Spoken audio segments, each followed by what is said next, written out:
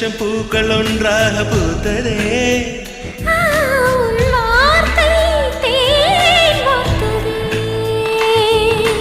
மௌனம் பேசியதே, குளிர் தென்றல் வீசியதே. ஏழை தேடிய ராணி நீ என்